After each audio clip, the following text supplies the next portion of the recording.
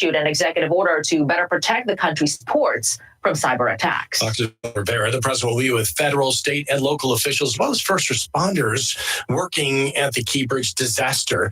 A critical 30-minute phone call between President Biden and the Israeli Prime Minister Benjamin Netanyahu results in a move by Israeli lawmakers greenlighting the opening of additional spots so aid can reach the people of Gaza. Treasury Secretary Janet Yellen visiting China, saying today the U.S. and China have worked on an exercise for jointly dealing with a large bank failure in either country. America is listening to Fox News.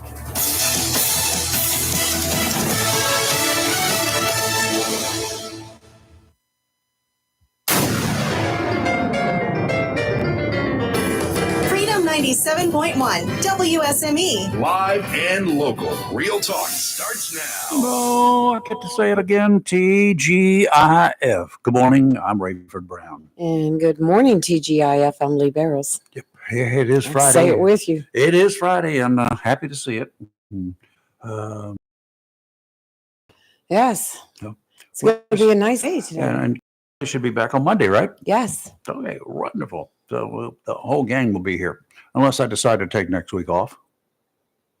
I can't take it off yet. My boat's not quite ready, but it will be soon.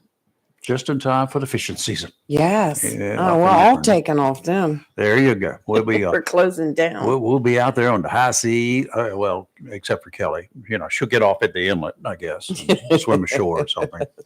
So find some dry land. Yeah. But we got to go out there and get some fish, because I don't know. I haven't had any really fresh fish lately.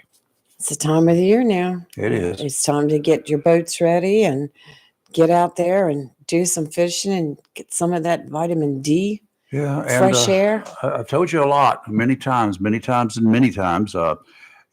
getting pretty close to the last minute with Memorial Day. What, 2 months away? Less than 2 months away now. That's right. And that's the beginning of when so many recreational guys decide they want to, hey, let's go for a ride. We get grandma, grandpa, and we get 2 or 3 uncles and some aunts and some, all the kiddies together. Y'all meet me down at the dock. You better have it ready. And you hadn't started your boat since last year. Oh, gosh. And you get down to the dock and you launch that boat and all these people waiting around there and you go, I tell you what I'm doing. So many times. I'm working right now on starting to get my hurricane supplies ready. Yeah, it's kind of time to do that too. Go through your pantry, please. And we'll tell you a bit about that as we go along here, because coming up next month, we've got a big food drive. Yes, May 8th. May. I got 8th in my. It's the second Saturday in May. Yeah, it's around 11th or something. I don't know. Let me look it up. But we'll keep telling you about it. The postal service folks are going to be collecting on a Saturday bags of food. May 11th. Yep, non-perishable stuff like soups and spaghetti and noodles. Things like that. Stuff that's already done. All you have to do is heat it up. It's not for the hurricane season though. It's for the United Way, right? Who they provide food for families and kids and stuff like that year round, and they do. Post office does this annual food drive, so just to keep reminding you, and we will keep reminding you. Yes, I'm going to write that on top of here, May 11th, for future reference. But yeah. What you can do is go through your pantries, though, the place that you keep all the food, those non-perishables that you stock up on every year, just in case there's a storm. How many cans of baked beans that you have in that cupboard that you bought for Thanksgiving and Christmas? Didn't use them all.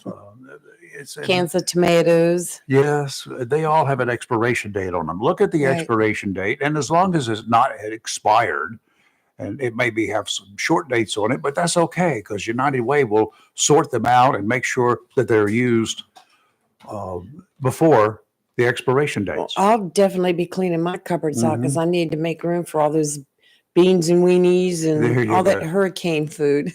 Hurricane stuff. Not my hurricane food. So don't worry about getting your milk and your stuff like that in advance. Yeah, milk and bread. That doesn't work. Milk and bread. Bread, when it gets green, it's not good. Oh. Yeah. No, it's not good. And when you open a carton of milk sometime and you've had it in the back of the fridge for a while, you open it up and it's like, whoa. Take it outside, dump it somewhere, wash ground and I bought some milk yesterday. It's the first time I bought milk in probably a year. Mm. I don't really drink it, and but my granddaughter's here, so thought gotta I'd get her have some milk milk for for the her kiddies. cereal. Oh, that stuff. Yes, Yeah. if she wants it. Lisa's there. She'll probably make chocolate milk out of it. Well, that works too. Not a problem with that.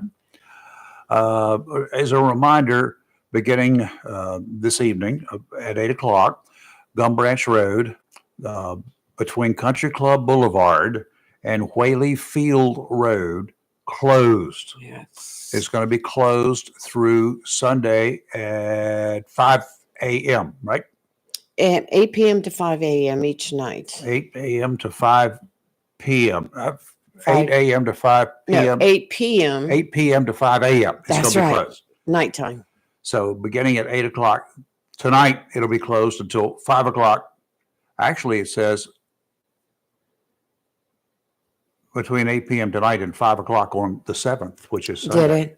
5 An earlier 5 story I a.m. read had it closing each night. So, So- but it is supposed to be closed for just a wood area.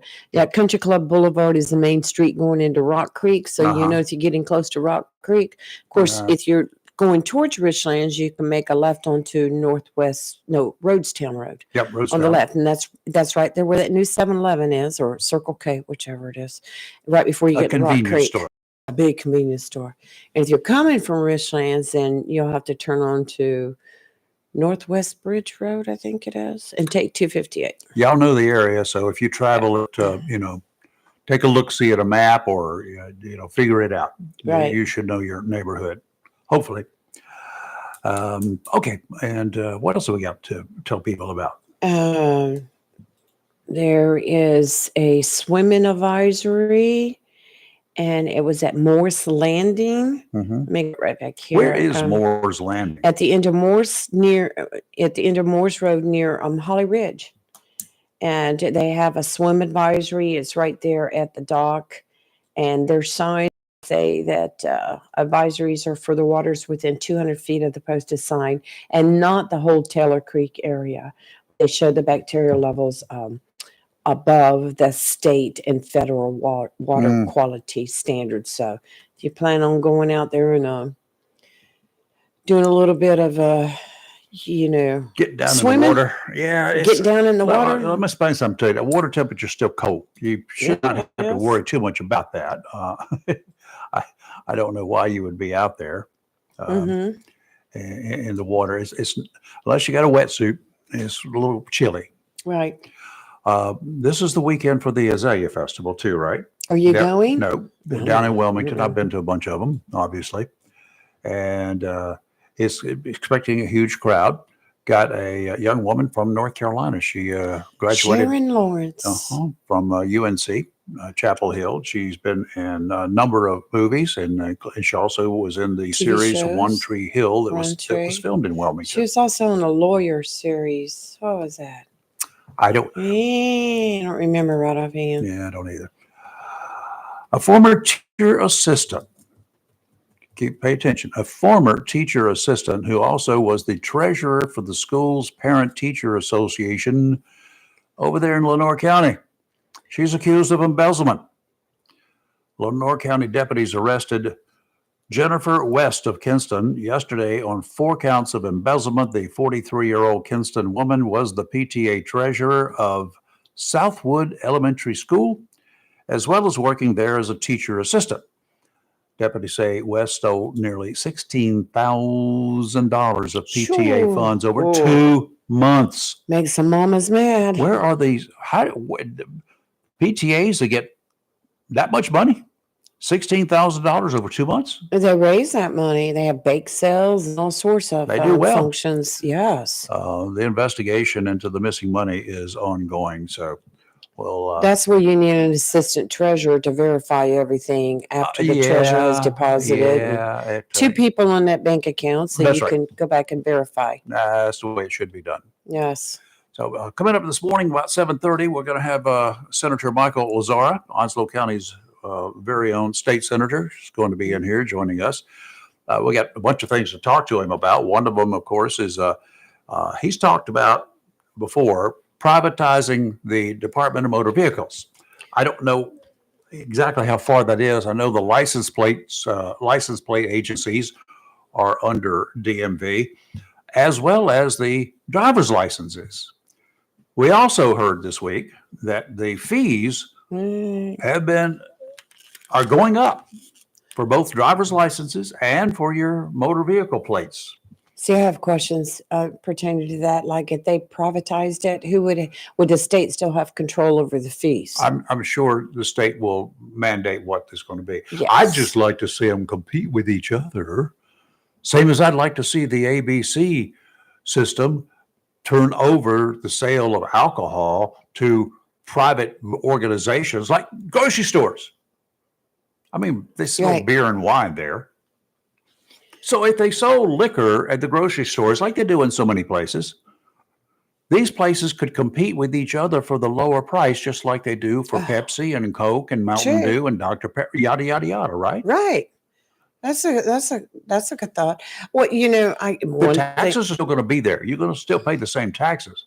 one thing I can remember when I went to Texas to visit was on every corner there was a store that sold liquor. Like Mhm. we have a 7-Eleven, Circle K on every Yep. corner here, or a vape shop. They had those liquor shops in Texas. Yeah. And you could just go in at any time and buy liquor. Now, the only negative part to what I just said was about privatizing the sale of liquor is that any profits beyond what are reasonable profits that are used for expanding and keeping the ABC stores up Right. and running and all that sort of good stuff, any profits are divided among the municipalities that those liquor stores are located in. Right. In other words, if you get an extra, $1 million a year in Onslow County, then any stores outside any town limits, profits would be going to the county. I would think so. If yes. this liquor store is in the city limits of Richlands or Holly Ridge or Swansboro or Jacksonville, those profits are divided up among those particular municipalities. So the cities, the towns here in the county make a lot of money off the sale of alcohol. Yes, they do. You want to know where one of the biggest Schools. money isn't it? making operations go? Which county? Where most of the highest profits go? No, where? New Hanover County during the summer months. Really? Oh, well. Think about it. Yes. I I just thought you were going to say, where does most of that money we get from the state from? Well, it goes NBC into the general fund, as I think it goes into the general fund for the county and the cities.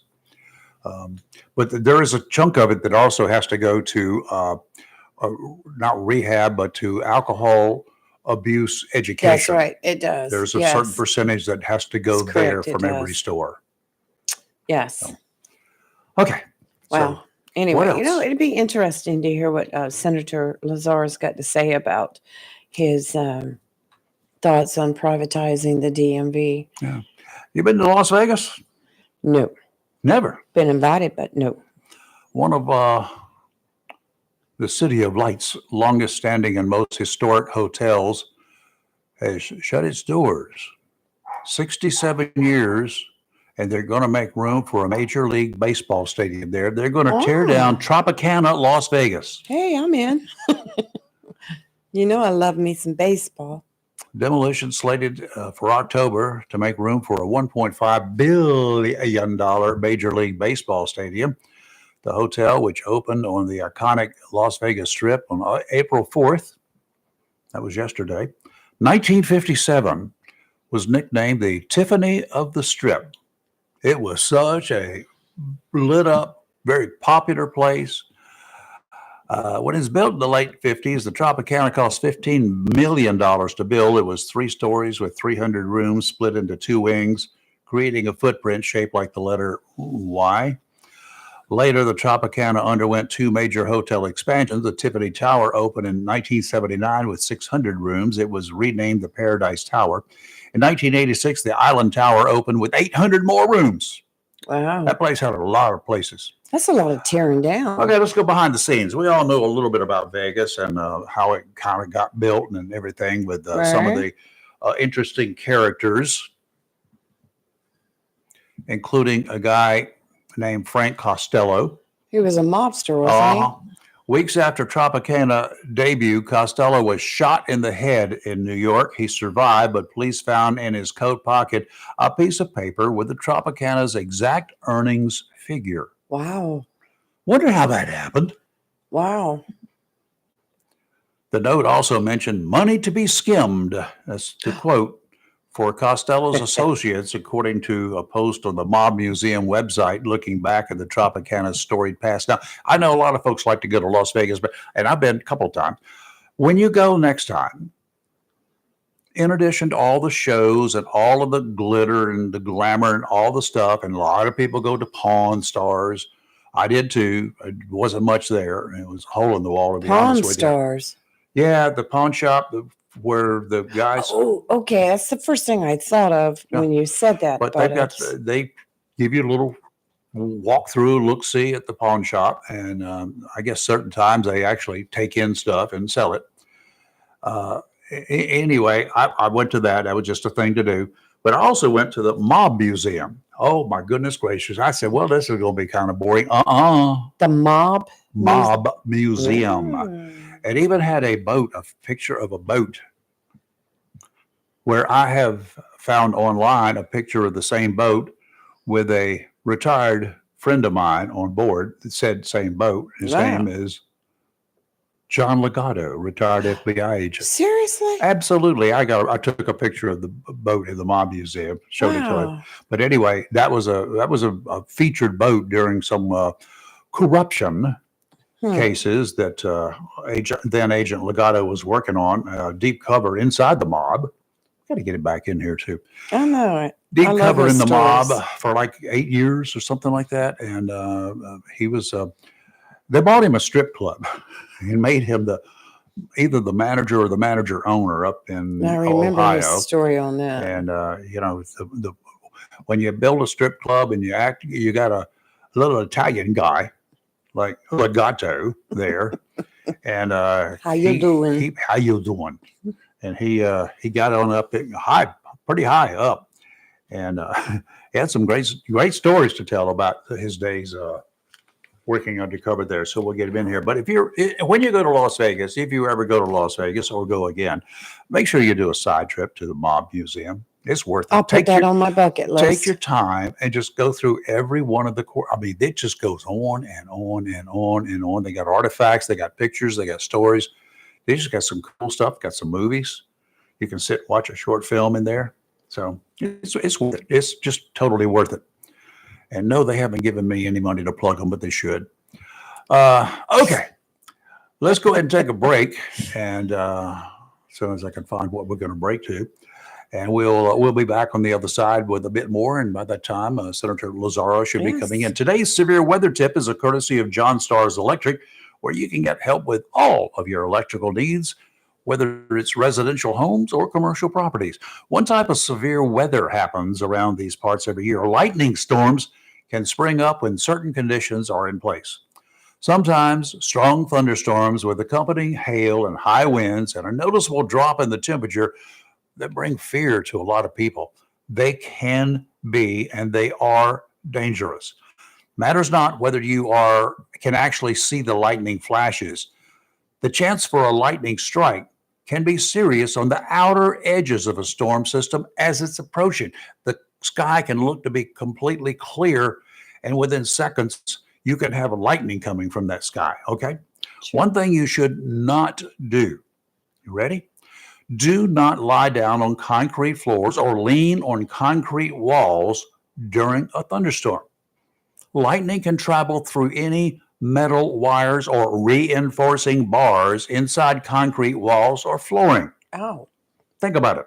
Another thing, don't use telephones that have cords attached to them. Plug into the wall somewhere. Same thing. Lightning can venture off, go down a telephone line from down the block, and come to an ear near you. Corded phones are not safe to use during a thunderstorm. High voltages can travel over any cables. Got it?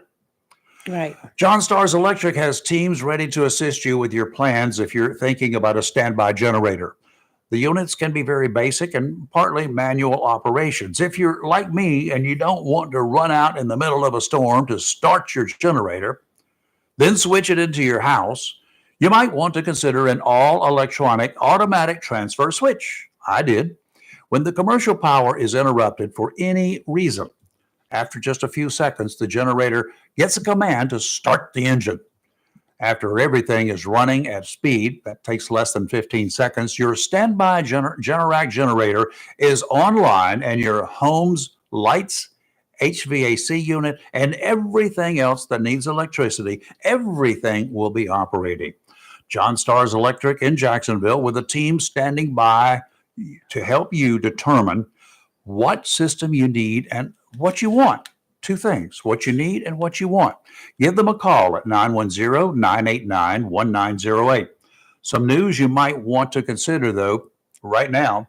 Colorado State University yesterday came up with its 2024 predictions for hurricanes. Not good. Yesterday, the university reported that this year we'll see the highest number of hurricanes since they started predicting hurricanes almost 30 years ago. Somebody needs to come to my house and help me start my generator. John Stars Electric, 910-989-1908. You're live and local Real Talk, Freedom 97.1, 1120 AM, WSME. Hey, this is Chris Rainer. Make sure you tune in later this morning for Sports Talk, as we have a dual plot show this week. First, we have Marisa Reeder from Jacksonville House Sports Commission in the studio live to talk about their upcoming Hall of Fame and boxing events. Then we go all NC State Wolfpack as co-host Robert Fogg joins us to talk about the Pack's upcoming quest for the national championship this weekend in the Final Four. We'll also have dignitaries from all the way up to Raleigh calling in to wish the Pack luck, and we'll also hear from some former NC State basketball players. We'll see you on Sports Talk on Freedom 97.1 WSME. My brother-in-law died suddenly, and now my sister and her kids have to sell their home. That's why I told my husband we could not put off getting life insurance any longer. An agent offered us a 10-year, $500,000 policy for nearly $50 a month. Then we called SelectQuote. SelectQuote found us identical coverage for only $19 a month, a savings of $369 a year. Whether you need a $500,000 policy or a $5 million policy, SelectQuote could save you more than 50% on term life insurance. For your free quote, call SelectQuote at 1-800-290-5599. That's 1-800-290-5599. Or go to SelectQuote.com. 1-800-290-5599. That's 1-800-290-5599. SelectQuote. We shop.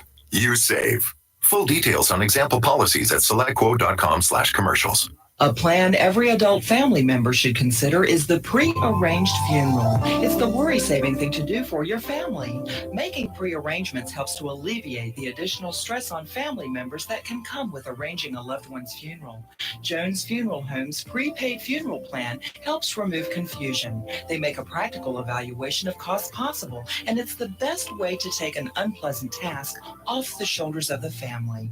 Call Jones Funeral Home at 455-1281. With locations in Jacksonville, Richland, Swansboro, and Holly Ridge. When you need comforting, who do you call? An old friend, right? Jacksonville Heating Contractors services the heating and cooling needs of our area with dependable quality train systems, guaranteeing indoor comfort for your home or business. In addition to quality train systems, Jacksonville Heating Contractors offers 24-hour emergency service, NATE certified technicians, and over 50 years of experience and service you can trust. And with a Jacksonville Heating Contractor service agreement, you never pay retail for heating or cooling services and receive priority scheduling. Remember, an ounce of prevention is worth a pound of cure. And in New Bern, you can call Trent Heating and Air Conditioning 252-633-2200. In Morehead City, Sea Air Heating and Cooling 252-247-1122. If you need service or repairs, just call an old friend. Jacksonville Heating Contractors, an independent train dealer. It's hard to stop a train. For deals on train systems and more, visit anoldfriend.com or call 910 347-2843. It's live and local. Real talk on Freedom 97.1, 1120 AM, WSME. Hey, the Marine Weather Forecast brought to you as a service of Community Prevention Services here in Jacksonville. Stress is something we all must deal with, right? It can cause both mental and physical problems. Some individuals do not handle stress or depression very well. Depression, anxiety numbers have increased significantly since 2017. Adult and youth numbers are climbing at a steady rate. If you or someone you know has issues with either depression or anxiety, or you say that they're just stressed way too much, no need to wait. Reach out and reach out now. The staff of Community Prevention Services can help, and they can remain eager to do so. They are there waiting for you. They provide quality, confidential counseling for individuals from 7 to 100. Call them today at 910-353-0972. Don't wait until the problems become really serious. Community Prevention Services, they're located at 918 Henderson Drive. Today, 910-353-0972. Offshore today, northwesterly winds 10 to 15 knots, becoming westerly this afternoon. Seas 3 to 5, dominant period 7 seconds. Sounds and rivers a moderate chop. Tomorrow, northwesterly winds 15 to 20 with gusts up to 25 knots, diminishing to 10 to 15 in the afternoon. Seas 2 to 4 feet tomorrow, dominant period 4 seconds. Sounds and rivers choppy, diminishing to a moderate chop in the afternoon. Sunday, looking pretty good. Northerly winds 10 to 15 knots, becoming northwesterly 5 to 10 in the afternoon. Seas around 2 feet. Yay! Sounds and rivers a moderate chop, diminishing to a light chop in the afternoon. Time to get ready. The water temperature is now in the lower 60s and moving on the way up. There you go, the Curtis. Spanish invasion will be happening in about 5 degrees. Okay, and today, There you go. nice. Today is sunny with a high near 65, west wind 5 to 13 miles per hour with gusts as high as 20. Tonight, mostly cloudy, then becoming clear with a low around 39. Wind 6 to 11 miles per hour with gusts as high as 22. Saturday, sunny with a high near 63. Saturday night, mostly clear with a low around 34. And Sunday, sunny with a high of 68. Not bad. Not bad at all. Not bad at all. Senator Michael Exara, he was looking at me about the water temperatures because he also has a boat. That's I can't right, wait. you do. And it's about that time. Yeah. Have you got tuned up, ready to go? I think so. Of course, you Turn the key, you know, let's go. just need a little time. That's Yeah. all. Yeah, that's I'm a key. sure. That's all we need. Well, I got mine. I'm having 2 motors put on this Are weekend you? and next week. They're being, I've gone from 2 250s to 2 300s. Oh my goodness. Ooh. It's not that much. So I had new motors put I on know. mine, and I haven't really been able to use it yet. So hopefully, I'll get some. Well, you and I have some. We find excuses, or other people find excuses to keep us from doing that. I know. This thing called a cell phone, 8 miles offshore, it doesn't work. I know. We could have a boat race. Oh, Yeah. both you fellows with new engines on your, new motors on your boats. Yeah, I'll be anxious to see what they do. I know they were performing as well as what I had. I did have an issue with one engine last year. Nothing wrong with the engine, just a failure on a stupid hose, a fuel line. Well, you'll probably have some fuel savings because you're not working them as hard. That's right. You know. That's the big point. I don't, my boat, even with the other engines on it, run 48 miles an hour, and that's a 5-ton boat. It's a lot of weight to it. But I seldom ran that fast. If I was in a tournament and I was having to get back to the scales in a hurry, oh yeah, I'd put the pedal to the metal. But that didn't happen very often because I didn't catch that many fish. Dang it. The reason I didn't catch that many fish because I didn't go out that often enough. That's the art of the sport. Yes. So anyway, y'all need to watch out for me going through New River Inlet this year, because if it's not right, I'm going to put every legislator that I can get on board that boat. There And you at go. low tide, I'm going to take them for Drag a them through it. ride. Drag them through it. About the time the bottom hits and drags across some sand shoals out there. Well, hopefully, we won't have those issues. Please let me know. I want to watch this. I'll film it. That would be a great big piece of video to watch legislators from the mountains turn white, wouldn't it? Now watching them all get off trying to help Our push the Western- boat off the yeah, sand. Our Western Carolina buddies. Yeah. There you go. Yeah. But you're invited to invite all of them to come on down Yeah, on low tide. I can do that. So, Michael, What's you stay in Raleigh more than you stay anywhere else these days. I do. Good morning, and thank you for having me. I do spend quite a bit of time in Raleigh after we ended session, and we started our oversight committees, and I chair the oversight committee for transportation, and I'm on judiciary and education, and also capital. They've put me on capital, pretty much all the buildings that belong to the state, including the UNC system and all that. So anyways, spend a lot of times digging. I bet you do. Yeah, that's a lot of buildings. Digging. Yeah, it's a lot of buildings, a lot of things going on in our state.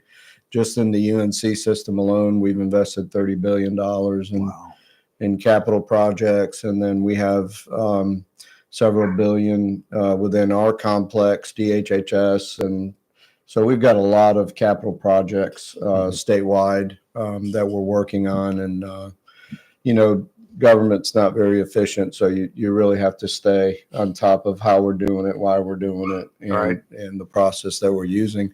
And with this wonderful inflation that we've just been subjected to the last 3 years, a dollar is worth 60 cents. Right. And so Understand that. most of the projects that we funded have come in significantly higher as a result of inflation. So again, there's been a lot of challenges, but so that's been a good part of my work is being up there working on different areas of our obligations. And guys, of course, you guys are working on the budget for next fiscal year. We're starting to work on the budget. And of course, it's a short session. So we anticipate it being an actual short session from what we're being told. So Hasn't always been that way. No, it hasn't. And we've gotten some deadlines on when our budgets need to be in. So we're already working our transportation budget. And it appears we don't have our numbers in yet, sales tax numbers and revenue numbers, but we believe it's going to be a little bit, flatter than what it has been. And our revenues, I think our revenues will be fine. It's just we're not going to have an abundance of surplus in this session. Nothing to play around with. Not a lot. No pork barrel stuff. No. Well, we have projects that were already in the biennium that will continue, and there may be some fluctuations in some of those projects, but we believe overall it should be a pretty flat and quick session. Mm-hmm. Any cost-cutting or efficiency improvements that you would like to take a long-term look at?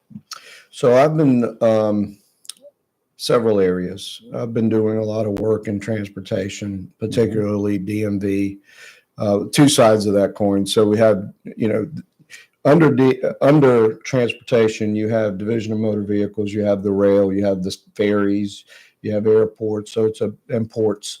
So a lot of different divisions, and within that, we've been doing a lot. I've been doing a lot of work in the DMV area in terms of restructuring DMV and potentially looking at some privatization efforts. And then as a second part of that, encompassing total transportation, is modernizing their accounting system, which and the process in which we account for the various different divisions. It's very difficult. They use line items. It's very outdated software. So I've been digging deep on that, and we have an initiative within the next 18 months to modernize some of that, so that we as leaders could understand exactly where the money is flowing and how it's flowing, and whether we're being efficient in it. And there's a lot of questions and issues that involve around that, but from a higher scale, that's what I've been looking at. We have a privatization study that's due May 1st, but just DMV has just been a real disappointment. Well, we've invested nearly $170 million in the last few years to modernize DMV, and we've had very little results. There's been some very little efforts that have basically provided a better quality of service to the people that we serve, whether it be in the driver's license area or in the agency area. Part of our work is already sort of privatized because we have the license plate agencies. So A lot of people thought it was privatized. it's actually not. We use some very outdated software system that goes way back in the Cobalt era. And it's 3 different systems, and they all have to talk together. And most oftentimes they don't talk together. And so it causes a lot of bottlenecks within the system. On the driver's license side, they started to try to do appointments. So where you can make an appointment. Well, appointments are 90 days out, and people can't even get an appointment in 90 days. And We used to make appointments decades ago. We would call up and get an appointment to come in and get your license renewed. you can't get appointments, and it's just a very cumbersome process. And people in the LPA areas are, they're waiting extreme amount of time just to get their license plate renewed and titling done. And I'm not just talking about Onslow County. I'm talking about North Carolina, all over the state. and there's just some outdated systems that are in place. Even within the LPAs, we have some issues. Like, for example, if you have an LPA, and you've had it for 15 years, 20 years, and you pass away, your son or daughter cannot continue that LPA. Really? That has to go back out for bid. Okay, LPA Is the license plate agency. Yeah. And for another example is if you wanted to sell your operation, you can't do that. And so there's just a lot of outdated systems that we've just got to modernize. And that's my effort is to modernize it, whether it be partial privatization, total privatization. There's bits and pieces of it across the country, like Hawaii is totally privatized and has been for many years. And then there's states that have pieces of it, because the real issue is the essential data, because the DMV data communicates with various agencies. Sure. Whether it's a court system, Highway patrol, highway patrol. So we would, no matter what we would do, we would maintain that at a state level. Sure. So even if we privatize those servers, and that data would always be at the state level, and then it'd be like a public-private partnership. I would assume all the fees would be identical. Fees would always be identical. Okay. So you can't go to Maysville and get a better deal. No, they'd always be set by the General Assembly. But we all know that, government, as good as it is not very efficient in many areas. And anytime I think you can enter in a public-private partnership and deliver a service in a competitive environment, you always end up having a much better outcome. And I'm not suggesting that will be the outcome, but we're certainly looking at it pretty intensely. Onslow County has got a lot of military coming in here, and we had a very busy DMV license plate, right? Yes. Extremely busy. One of the highest in the state. About 300,000 transactions a year. Wow. New Hanover County, much smaller county, had multiple license plate agencies. We had one. We had one. What's wrong with this picture? Well, once again, the DMV has criterias that you must meet as an LPA provider, and that's each station has to process in X amount of time. At each station, you have, I think it's 10, 12 minutes. And if you don't adhere to it, basically just lack of oversight. I mean, we needed more than one. And if there was some issues surrounding that, we should have addressed it. But again, it's about providing a level of service to the people we represent. To sit in an LPA office for 2 hours or 2 hours and a half to get your titling done for your new vehicle or used vehicle is extremely unacceptable. I mean, that's just the way it is. In this modern world, modern day, where you can do about anything you want to on your phone, it's just not acceptable. And we're going to change that one. I'm going to change that one way or another. A great example is the the appointments for the DMV or for your license. Why can't they do a system where, just like other things, where they text you when they're ready for you, so you don't have to sit there and wait? Sure.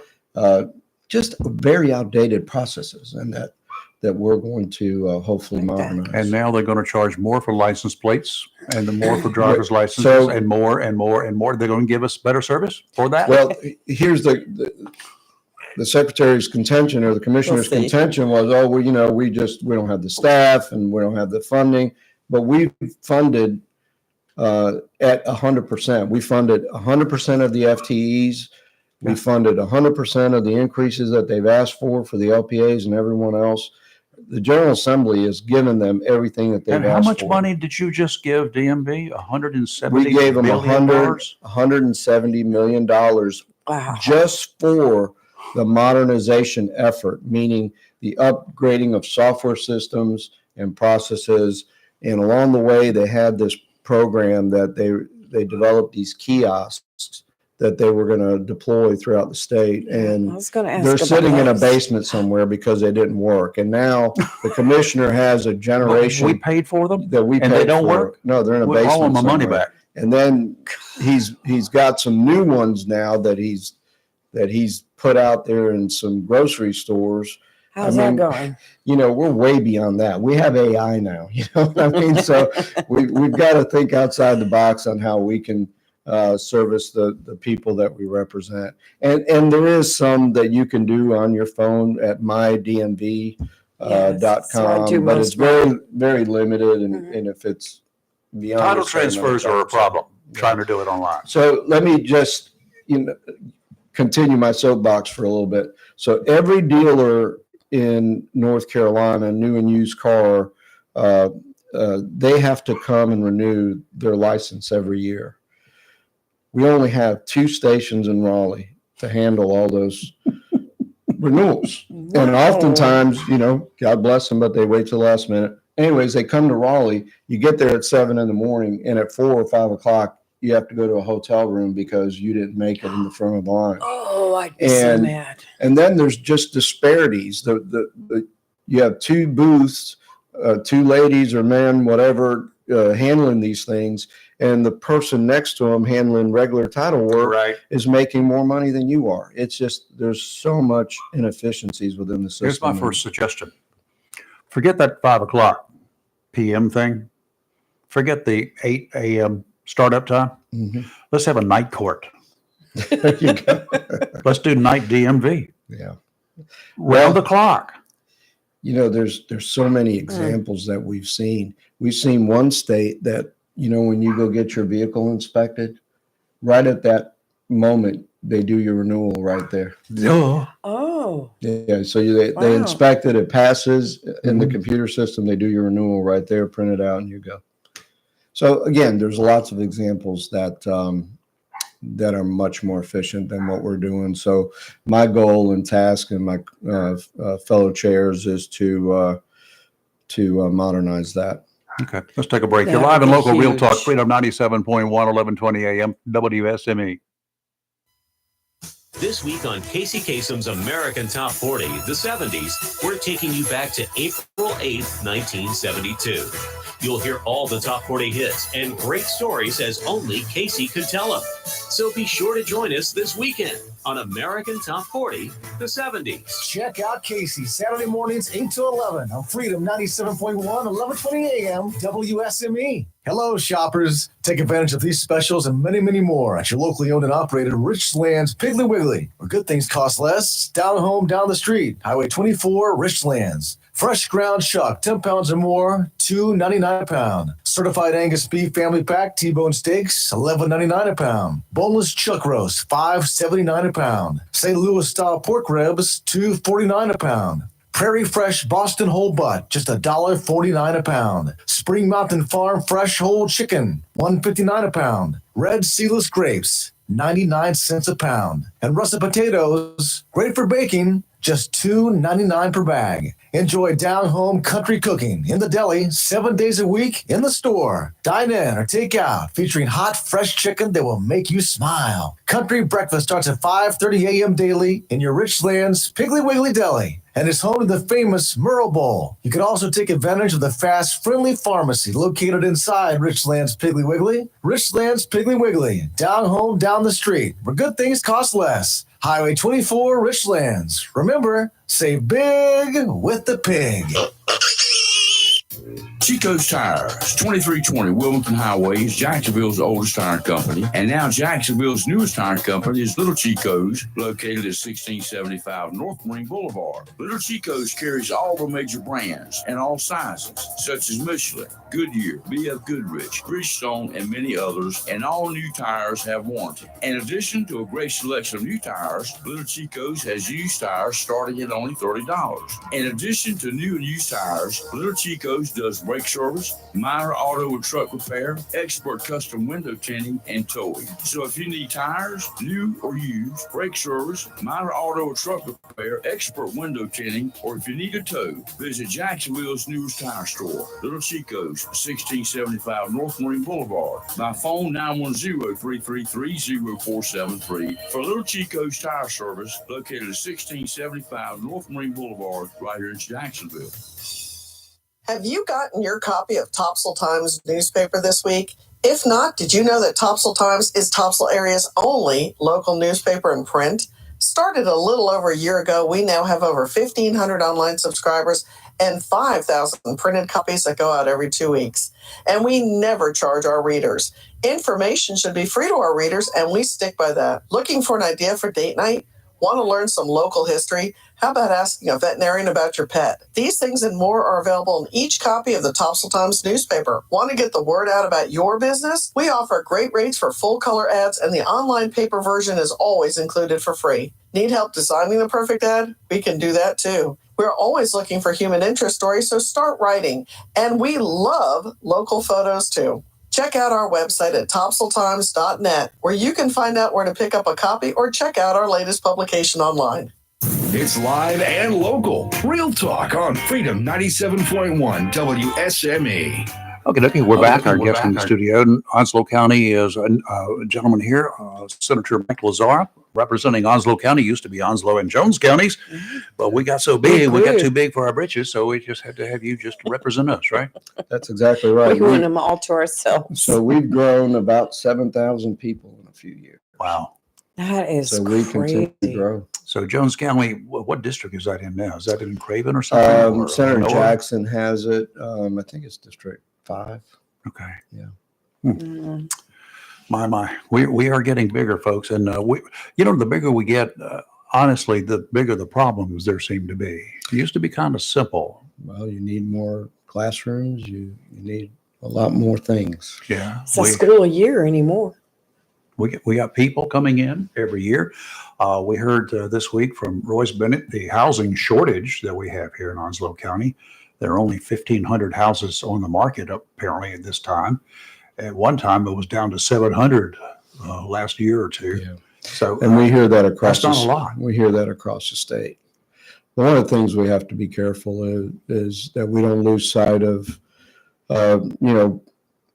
adequate zoning, so that Absolutely. we don't want to become China where we're just stacking apartments to the sky and all over the place. And Sounds I think, like Charlotte. yeah, I think good land planning and good land use is very important as we continue to grow. And I hope that the county and the city continue to look at ensuring that we're growing in the right way, in the right direction, and making sure that we're building these things in areas that you have mobility for kids to get to school and people can get to grocery stores and EMS can get to them. So There is a time to say no to.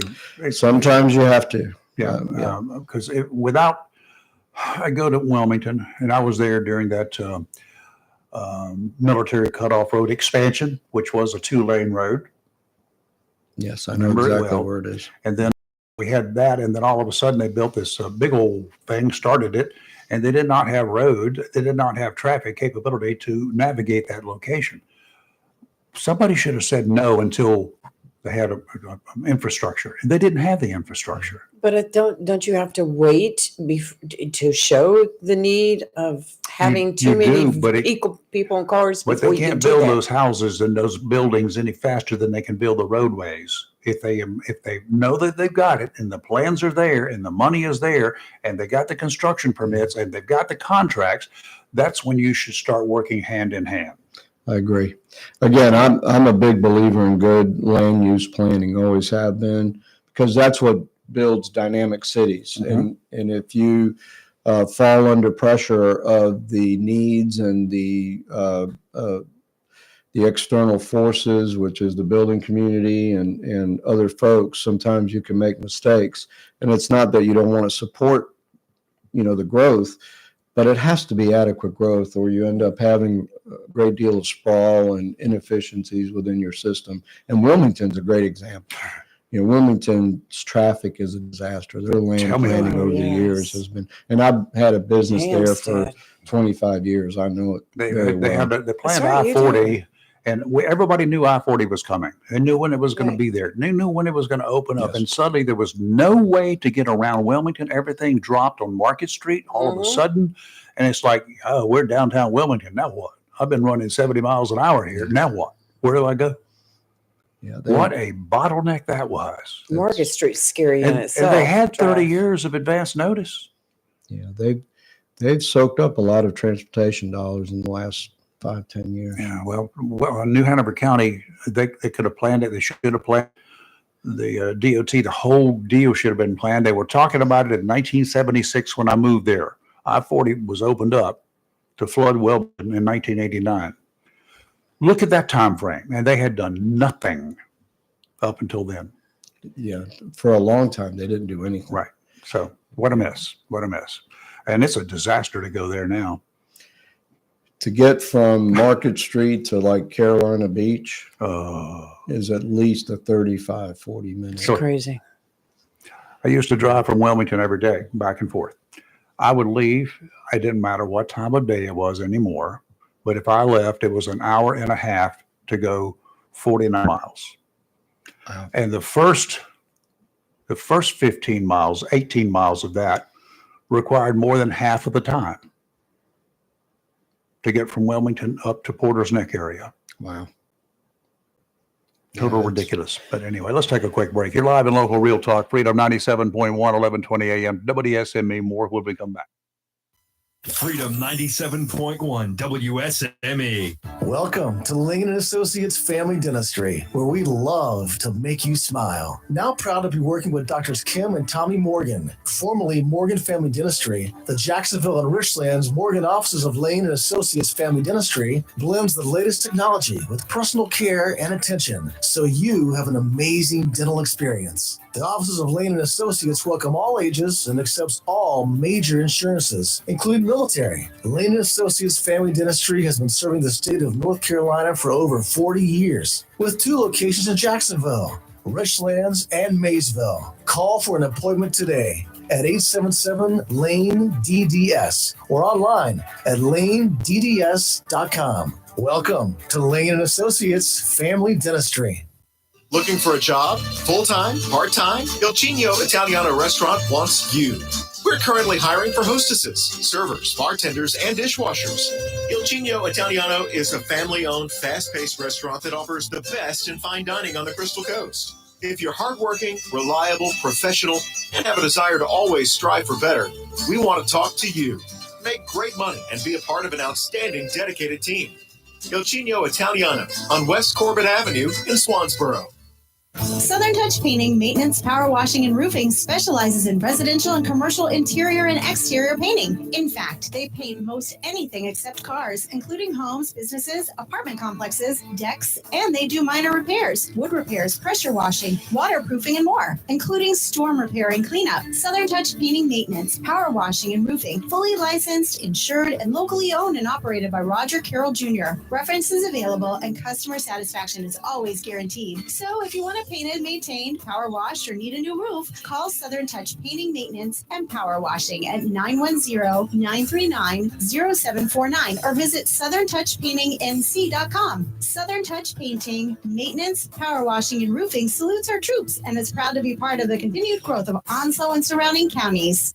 Humphrey Heating and Air Conditioning, your trusted local Carrier indoor weather team. Serving all of your heating and air conditioning needs since 1967, now offers residential and commercial duct and dryer bed cleaning, and now offers expert residential and commercial plumbing service. In case of a power outage due to a storm or for any reason, be prepared with a Generac generator for your home or business. Humphrey Heating and Air Conditioning has Generac generators in stock ready to install today. Remember, better breathing comes with cleaner air. Let Humphrey Heating and Air Conditioning improve the air quality in your home or business with professional air duct cleaning. As always, Humphrey Heating and Air Conditioning is available 24/7 for all your heating, cooling, and plumbing emergency needs. Turn to the Carrier experts. Humphrey Heating and Air Conditioning, with locations in Jacksonville and Hampstead. Visit online, humphreyheating.com, and follow us on Facebook and Instagram. Humphrey Heating and Air Conditioning since 1967.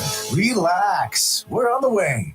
Freedom 97.1 WSME. It's live and local real talk on Freedom 97.1 WSME. Okay, we're back. Senator Mike Lazar is in here. So, Senator, you were just telling us during the break that we all talk about mental health here in this state on a regular basis. Not enough people to get those who are in need to other locations.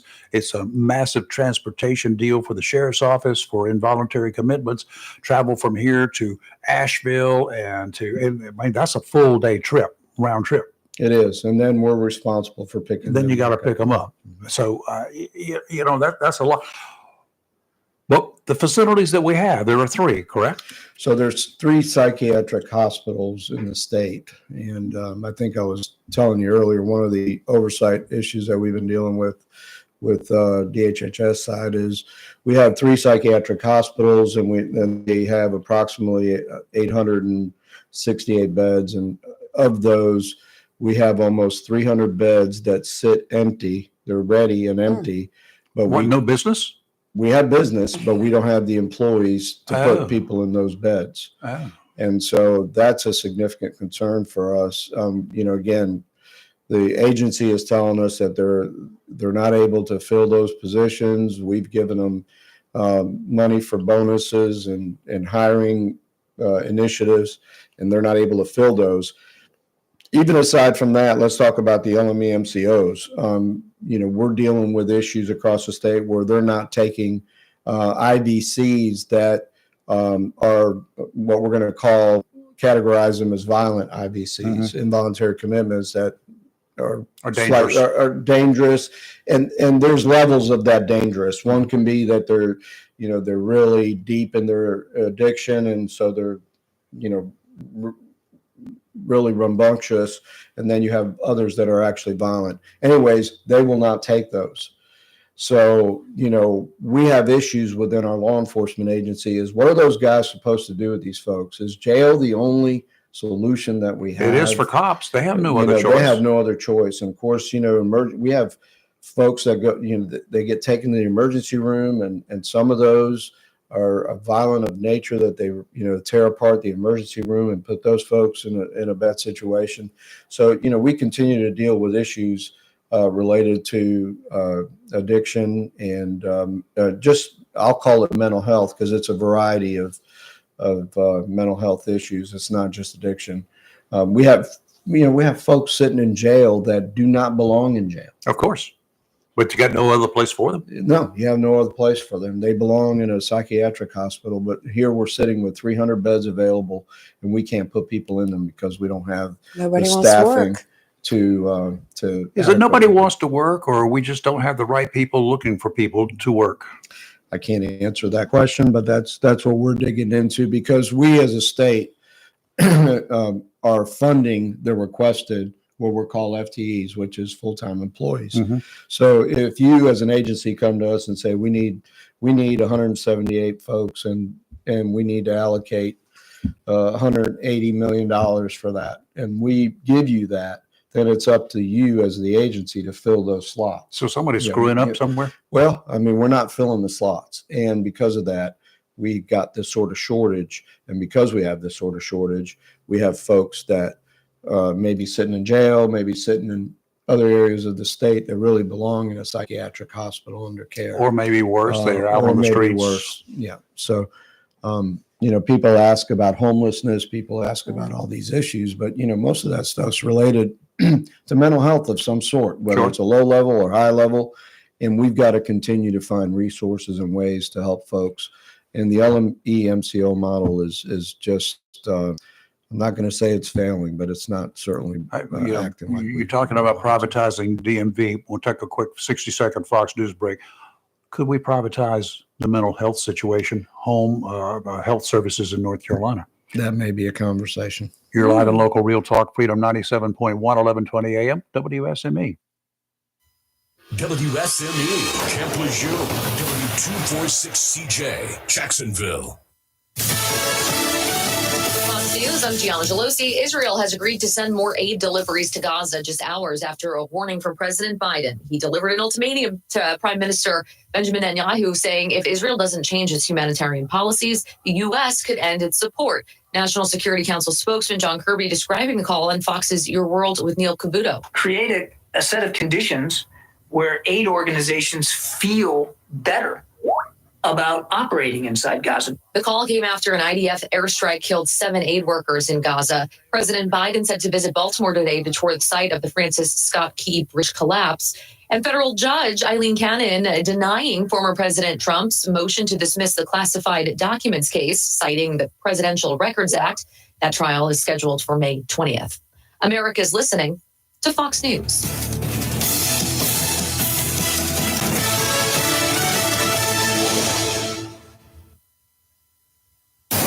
Freedom 97.1. WSME. It's live and local. Real talk. Okay, we're back, and our guest in the studio, Senator Mike Lazzara, and we do have a caller in the line. Is this Theo? Theo. Good morning, deplorables. Hello, Mr. Adorable. How There are we you? go. Morning, Theo. Senator, good morning. How are you? I'm doing well. Thank you. Good. Can I ask you a couple of questions? I'll do my best. All right, here's the first one. A couple of years ago, you were here and we were having trouble collecting money for reefs across America. Last year, they really dropped the ball. We didn't get enough reefs to cover the cemetery. Lee, do you know how much you've collected so far? No, I'm not able to give you a total, but I will tell you in Senator Lazzara's defense is every year he contributes. And Yeah, he the contribution is fine. A lot of people contribute. Were you able to look into that and see if we can come up with some kind of money? I think it's around $80,000 or $90,000 that is allotted every year, so we don't have to go through this every year. Is that possible? Well, so you're talking about an organization that's a private nonprofit. The state can't fund every nonprofit that comes along. While I think it's an important venture, it's just like the state's going to, and I'll let Senator Lazzara address that. There's other needs that the people in the community need that are probably a little bit more important than the reefs, not downplaying the reefs because, that's dear to my heart, but I'll let him address that. Thank you for that question, Theo. That program is very important to many of us here in Onslow County, and I've supported it, and I've always will continue to support that. I'm not sure if there's money available for that. That's something I can certainly look into, but we do support a lot of organizations. Most recently, we've supported the HBOT program, which is a hyperbaric chamber program that helps with PTSD and TBI, and we've seen some really good successes on it. But to answer your question directly, I will certainly see if there's anything available that I can help fund that, as long as they're a full 501c3, which I'm sure Yes, that they are. are. So good question, and I will certainly follow up with Theo. that. All right, I have one more for you. Okay. You know that the ABC, right? Yes. Is run by the government, right? I do. Okay. You know they're making money, right? Absolutely. They're good government jobs with a pension, I think. And all the money that they make goes to all of us, right? Distributed, yes. Okay, so I don't see why you want to take good government jobs and privatize it instead of fixing the problem. Keep trying until you fix it. So we're not discussing privatization of ABC system currently. There has been discussion in the past about privatizing the ABC system. The ABC system has it, maybe we're jumping around, but the ABC system does have a significant amount of problems. Right now, we're having a warehousing issue.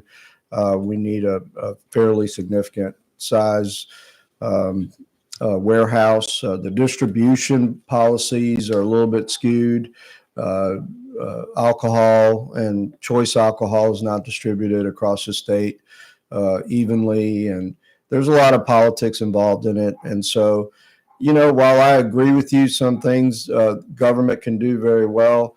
I also know and seen and believe that anytime you can do a public-private partnership or privatize something, it could be a benefit because the private sector is always going to do it much more efficiently than government is because they have to have a bottom line. They've got to make a profit.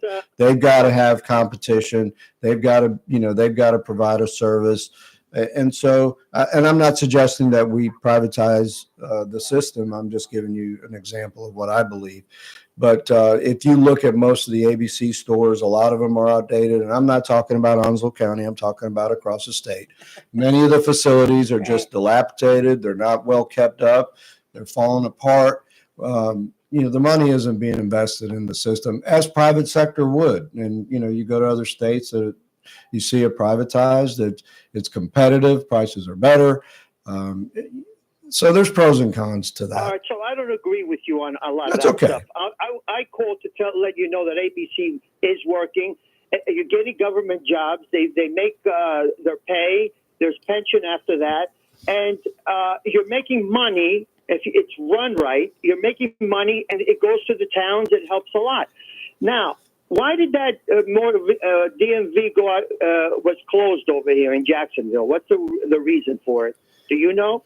Well, you can find the oversight meeting that we had with the commissioner online and on YouTube, and you're welcome to watch it. But essentially, we were told that there was some violations that deemed for the leadership to close the LPA. And it had to do with some notary. We don't have verification of that. We've requested it. We're still under investigation on a few different issues, but we don't have the results of that yet. Okay, so those people that it was closed. So those people that had put 10 years, how long was that thing 30 years. working for? 30 years. Okay, 30 years.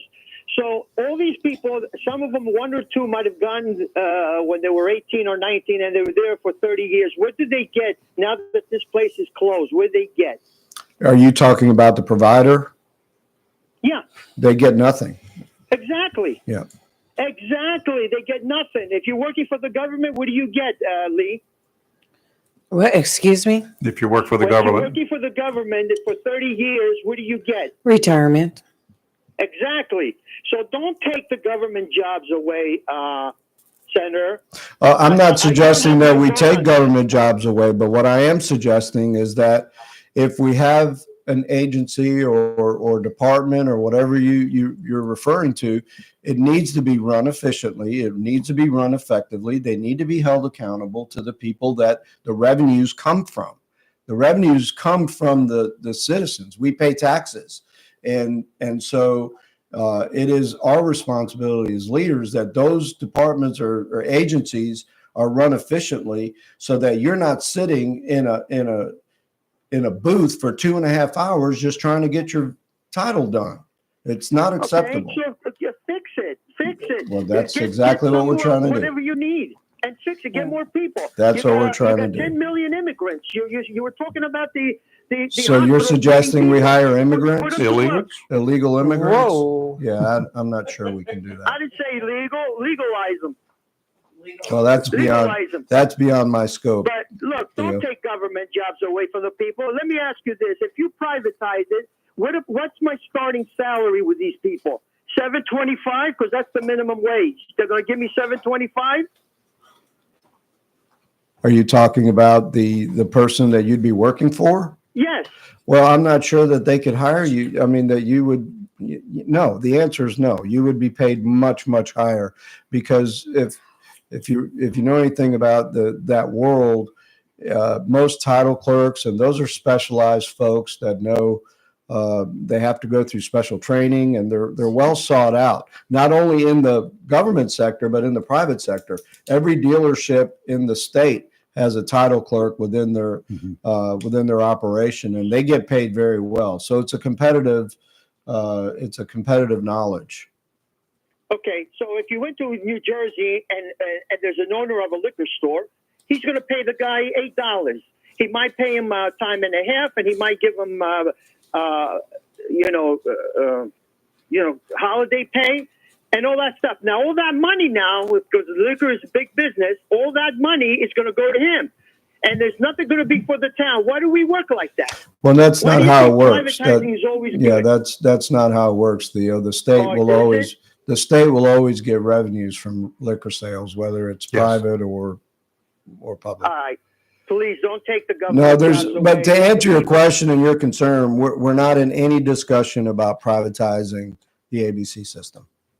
Not the ABC. I'm not worried about the ABC. I'm Isn't giving that an what you were example talking? that the That's what ABC is he working. said. ABC. Okay, I'm sorry. You're just giving the example of if we can retain government jobs, you would rather for us to do that than privatize. That's what you're saying. Well, thank you for that. And I have no issues with that as long as they're doing what is expected of them.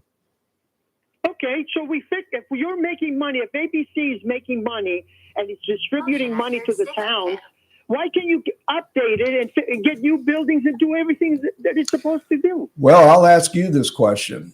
If you gave the commissioner $170 million to modernize, and 4 years has gone by, and now that balance is down to $130 million and nothing's changed, what would you do?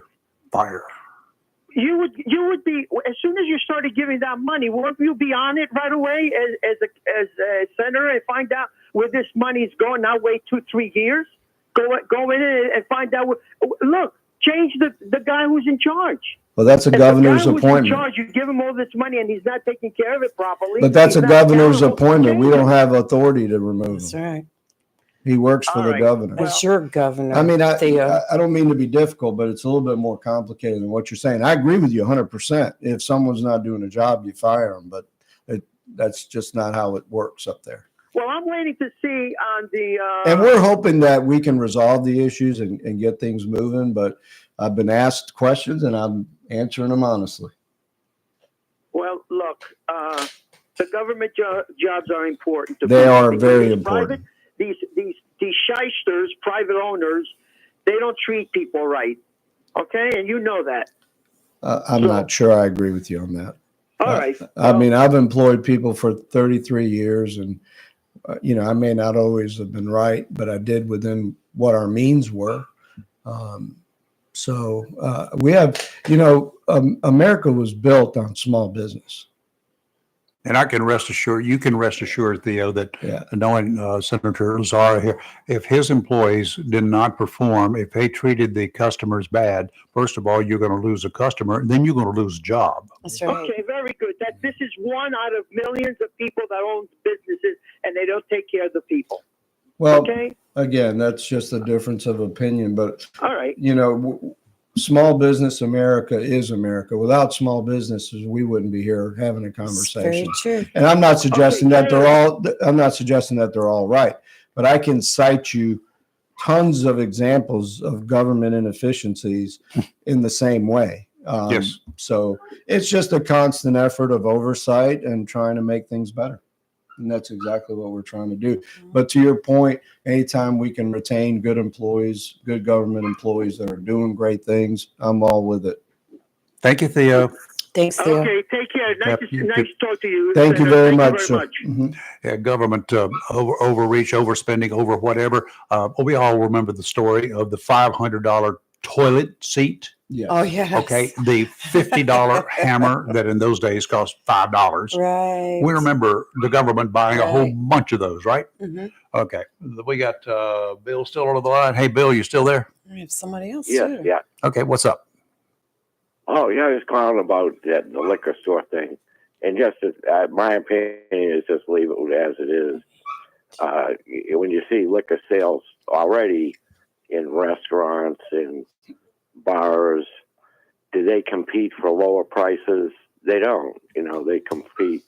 They price it for what they make for the largest profit. And a lot of restaurants, of course, will price it depending on how their food business is going. Mm-hmm. And that may become the Right. biggest part of their income. And I don't know. I've just seen over the years, and again, the more it's easily distributed out, and where people it may increase the drinking and driving. It may increase insurance rates because of that. Those are all considerations. It is back in the 70s, 1979, I think it was when where it's more accessible, that you may have more drinking and driving issues. You may have higher interest or higher insurance rates, etc. Okay. All right, Bill. From it, you know. Bill, back in 1979, I believe it was, North Carolina approved liquor by the drink. That means that they could be served in restaurants and bars if certain things were met. And by the way, the DWI rate actually dropped because more people were drinking less in a restaurant or a bar than they were drinking at home, Right. because they could have unlimited supply at home and then go get in the car to go get some more. That's right. That's the way it worked. Yeah. Bill, got to go. We got another caller here. Good morning. Who's this? It's Mike. Hey, Mike. What's up? I just had a question for the senator. Sure. Go ahead. Good morning. About fishing, why do the Republicans in our state legislature allow marine fisheries to stomp all over our rights to harvest our fish out here? Can you be more specific? We can't keep any flounder. Mm-hmm. They come up with all these idiotic proclamations. And are you really sitting here acting like you don't know what I'm talking about? Well, no, I just wanted you to be specific so that I can answer your question. And you know that's an appointment from the governor, and that's why it's so important that we elect a Republican governor. I think we've had Republican governors, and our we've had rights one. to harvest have been being stomped on for 40 years. Yeah. So why is it that our Republicans who dominate the state legislature, and I used to be a Republican, now I'm independent, Right. and I've just watched them stand by and do nothing, collect money. Well, no. Again, I think that it's a very complicated issue, and it involves It's an not. agency that is completely run by the governor. And while we try to intercede and build balance between You keep saying you're blaming the governor, but we've had Republican governors, and this Okay. has been going on. there's been one in recent history. For There's the been, last 32 years. and not long enough to make any change. no, he was Who's derailed. running the state legislature? Who runs the General Assembly? Well, the House and the Senate runs the General Assembly, but There's more Republicans in our state government. we have a than supermajority. Yes, we do. But that regardless of the party. Okay, Mike, hold on. so what are you suggesting that happens? For the past 40 years, y'all have stood by and allowed marine fisheries to do as they please with us. Mike, hold on just a second. I think Senator wants to respond. But also, again, as he said, marine fisheries, specifically marine fisheries, they are under the direct control of a commissioner. And the Marine Fisheries Commissioner and the board The entire Marine Fisheries Commission is appointed by the governor. Now, the state legislators, they don't have a lot of control. They pretty much have none over that one. And I'll give I wish it was differently. I really wish it was different. Not the king of our waters. Well, it's the authority that he has. I'll give you another example on the environmental side. You guys don't fight them. That's what I'm saying. Well, you guys stand by. You don't do nothing. I understand that you're frustrated, but that's just not how our And I've been system of. watching this my whole life. I understand. Right, and I'm frustrated. We work. All I'm saying is, can y'all please start doing something? Get involved. Okay. We will do our best to continue that work. Yes, and we do, and we do. You're gonna word salad me is what you're gonna do. No, I'm not. All I'm saying is, y'all do something for us. Okay. Well, I hear you loud and clear, and I will do my best. Yeah, I'm sure. None of you guys. All right. Now, You guys are all up there. don't get condescending there, Mike. That's not that's not proper, Mike. All right, gotta go. Joy, good morning. Good morning. How's everyone? Doing fine. Thank you. Good morning. Good morning, Senator Lazar. How Good are morning, you? Joy. Good. How are you?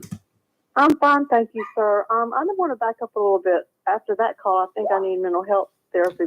That's okay. I'd like to back up to the mental health and the addiction issue. I've had some experience with the psychiatric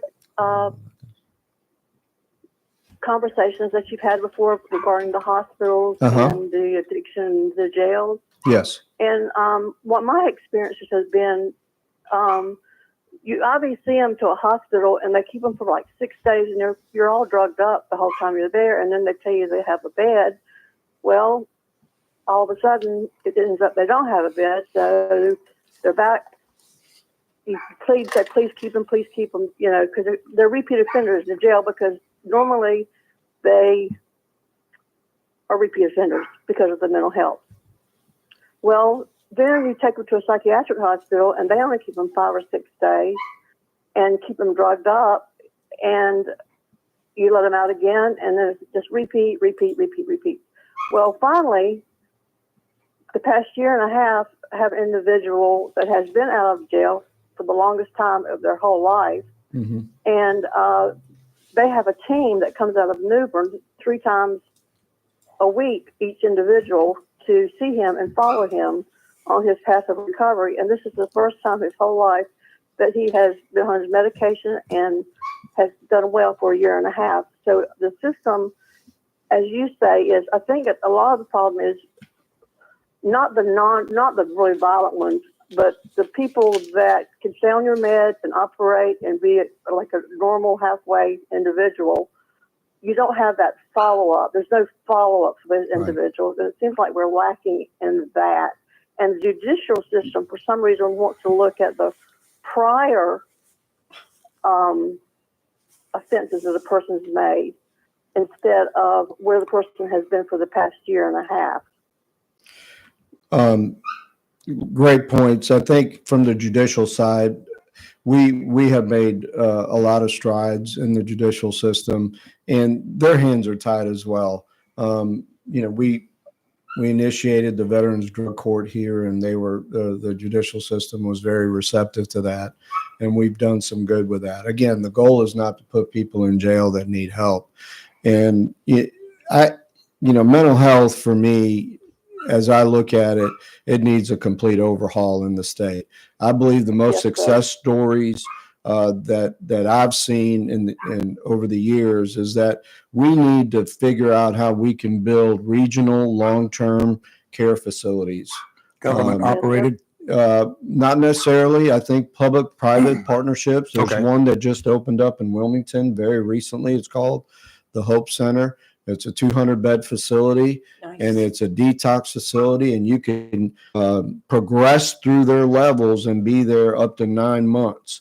And TROSA in Durham they're full. And they're full. And TROSA in Durham is a 12-month program. And what we see is folks that are dealing with mental health issues and addiction issues. If we can't get them in recovery for long term, recidivism is almost certain, because of the compounds of the chemicals that they're using, short-term recovery typically is not effective. And so that's where we're Correct. failing, to your point. You know, we get someone in detox, they're in there 3 days. Next thing you know, they're back out on the street. Nobody's following up. Or maybe we can get them to a 30-day facility. And in 30 days, they're feeling great. They're feeling on top of the world. They're getting their senses back. And then we let them back out. And they, you know, they're back to day one on figuring out where they may live or where they may work. And the stresses of that oftentimes lead them back to where they were to start with. Yes, sir. And so the success rates of the long-term care facilities is quantified, and we know that they work.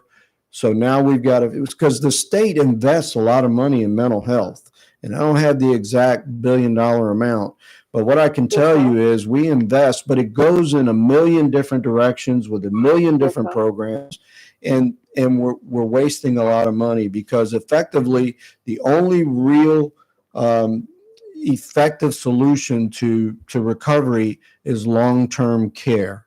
And we have very little of that across the state, particularly from a government-funded entity, but even private entities. You know, TROSA stays full, and I've helped get some folks in TROSA, and to this day they're still clean and living well. They're working, and they're just. But again, it's just a comprehensive problem across the state. And while I talk about it and it sounds real easy, it's a very complicated system, and there's a lot of moving parts. But what I can tell you is we have people in jail that don't belong in jail. We have people that need help that are not getting the help they need in the way that they need it. So it's something that we have to continue to work on. Yeah. Okay. Yeah, what we have done is we've got someone that stays 24/7, and they've been clean, and they've been on their meds, Steve, and this team comes every week. That's what it from takes. Warhead, That constant care. and it's been a year and a half, and so far so good. That's wonderful. Yes, except he's got a court date coming up, and there's a possibility that due to his past record that he might have to be sent off again for several years because of his prior issues, which is going to put him right back where he was before, because he is getting the help, he is getting treatment. He just got an in-home caregiver that takes and stays with him 24/7. He's making sure their meds are taken every day, and he's a totally different person. I hope you'll make sure the court understands that. I will end with this, and I work with a numerous amount of judges that I know very well and personal, and I can tell you their goal and objective is not to put people in jail that are truly making an effort to recover and do well. Unfortunately, as part of the addiction process, you end up doing things that you shouldn't be doing, and depending on whatever that is, they have an obligation to do what they need to do as judicial system. But I can tell you that's not their overall intent. And I know many of the judges in the area, and they look for ways to figure out how to either put them on parole or if they're doing well.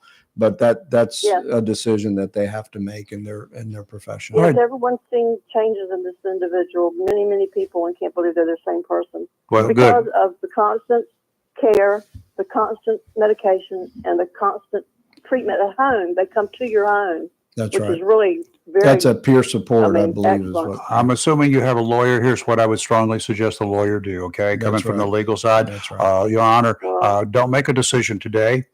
Continue on this progress, and every 6 months, bring him back before you. That's right. How's that sound? Yeah, they usually court-appointed attorneys, which we've talked about before, and they didn't even see this client for over a year. How about this one? Anyway. As a friend of the court, Your Honor, stand up, Joy, and speak your piece. I was wondering if I could do that. Absolutely. I've got other individuals that can testify also. So I'm just As wondering as a friend of the court, may I make a statement, Your Honor? Yeah. And you can do that. Okay. Thank you, Joy. Thank you, and All right. thank you, Senator, for what Thank you do you, for our Joy. county and surrounding areas. I All right, appreciate thank you. Barbara, final call here. Go ahead. Good morning. Good- Good morning, Senator. Good morning. Mine's going to be short and sweet. Senator, thank you for what you do. I'm not going to jump on you today. Well, that's very kind. What goes on in the big, at the big city. So I am much appreciative of the job you do. I think we put the right person in office when we chose you, and I just wanted to let you know. Thank you I so do much. want to say real quick because I've got some livestock animals that are screaming, and we've got 2 new baby goats, by the way. Oh, congratulations. They're so cute. I won't mention Leah curried has to goat. tell you because we weren't supposed to have them. But anyway, as far as VO goes, talking about small business, I took offense to that. I'm a small business owner. Mike, I know you are too. I've always had very good care at your place of business. Thank you. I go above and beyond for every employee. I have taken money out of my own pocket for payday. Yeah. I have, sent money to family members. I mean, I go above and beyond. If Theo thinks that the small business is so bad, I want him to get in his car this morning, drive to the local Walmart, apply, and work there for a few weeks and see how he likes corporate world, and then get back to us. And that's all I got to say. Okay. Thank you, Barbara. Thank you, Barbara. Y'all have a great weekend. You You too. too. Thank you so much. Senator. All right. Oh my gosh. My Thank you. goodness gracious. Always great to be here, and no question is too rough. That is part of my job, so I'm okay with the thoughts of the people I represent.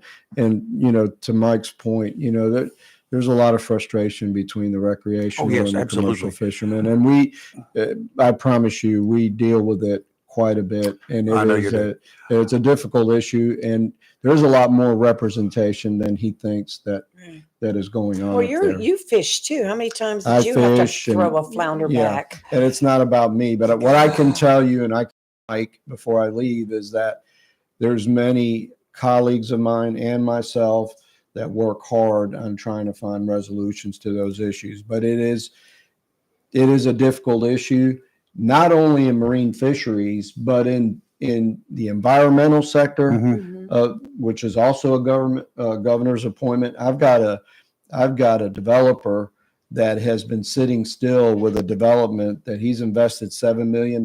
Wow. Because they found some bones, and they've had to involve the archaeology department. And so, Well, there's first of people all, that I are did affected not by put them government there, so issues. just move on, okay? So anyways, thank Now, you for that. and on that, Anthony, he's online too. Senator, let me do the fishing thing for just a second. Okay. There was a leaning at one time to merge marine fisheries. That's generally marine fisheries. They don't have to do just marine fisheries. Yes. They make a lot of rules that impact recreational fishermen. Yes. Okay. There's not that much enforcement for marine fisheries in the recreational world, right? They do patrol. They don't have enough people to patrol and do just the commercial guys. Because first of all, they have to go and do trip tickets. They have to go to every licensed fish house in this state, and they have to see where the fish came from that they've got. Right. They have to make sure if they came from North Carolina, that they're legal. They got them from a legal fisherman, commercial guy. There's all sorts of things they have to do. They don't have enough. They don't have enough people to stay on the water. They don't have enough enforcement individuals. And I think that's by design. To be honest with you, that's by design. And it starts in Raleigh, not at the state legislature. That's by design. That is by design. Personal opinion. Now, I cannot do without commercial fishermen. I eat shrimp. I don't catch shrimp. I eat a lot of things that I do not go out and catch. I love our commercial. I do too. They got to supply, and I support buying local seafood. Absolutely. I also support stopping the importation of foreign crap that comes into this country. I'm with you Okay? 100%. I know what's I agree. inspected. I agree. And I know what fails. 50% of everything that's inspected fails. Unfortunately, they only inspect 2% at the FDA level. Now, on the high horse, they got to work together. The only way they can work together is to work under one flag. Wildlife, marine fisheries needs to be combined. There was some discussion. There but, was. Yeah. And I think Mikey will probably agree with that. I'm sure he would, because it's the right move. It is the right move, and therefore it takes the politics out of the whole situation as well. That's right. Political appointments for jobs like that is one of the dumbest things that we've done in this country. It gets us into every bit of hot water on a regular basis. I agree. Okay. I got. Hey, Jack, you got a quick comment here, sir?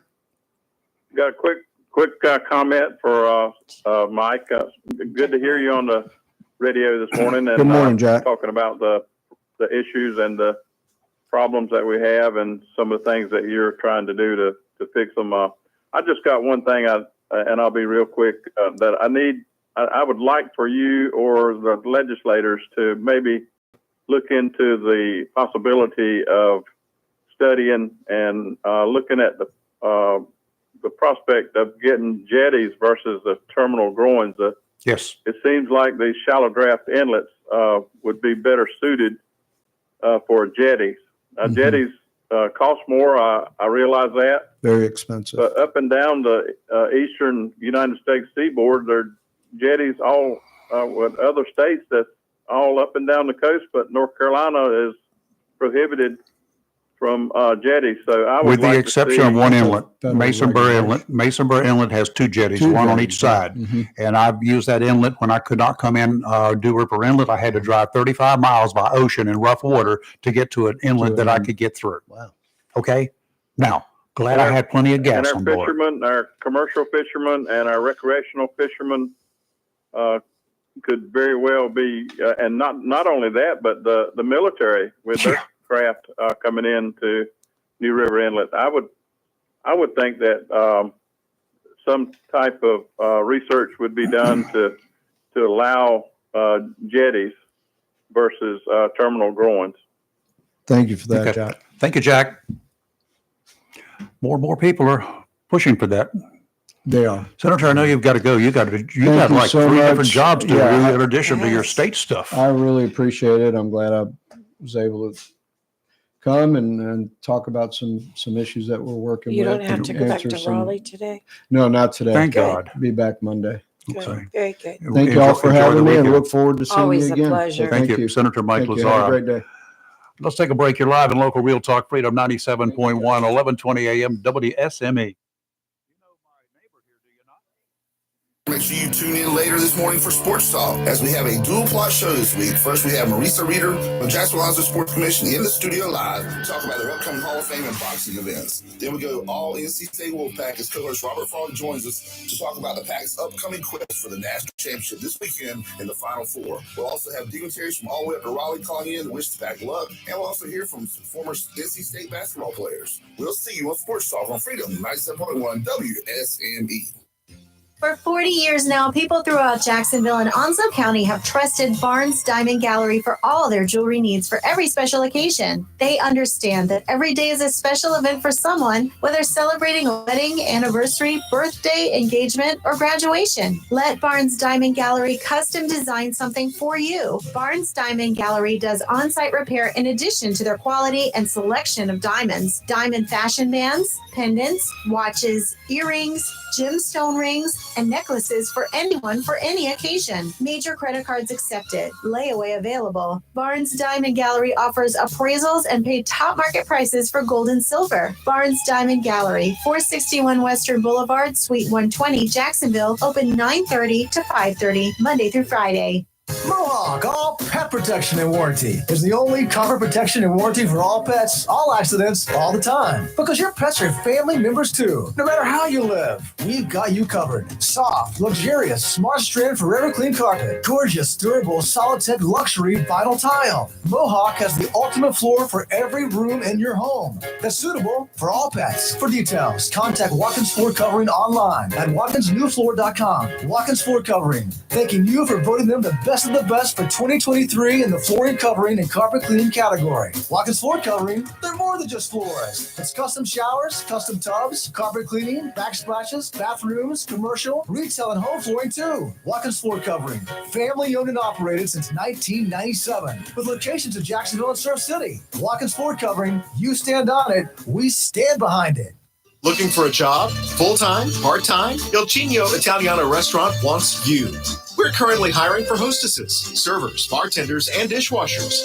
Il Cigno Italiano is a family-owned, fast-paced restaurant that offers the best in fine dining on the Crystal Coast. If you're hardworking, reliable, professional, and have a desire to always strive for better, we want to talk to you.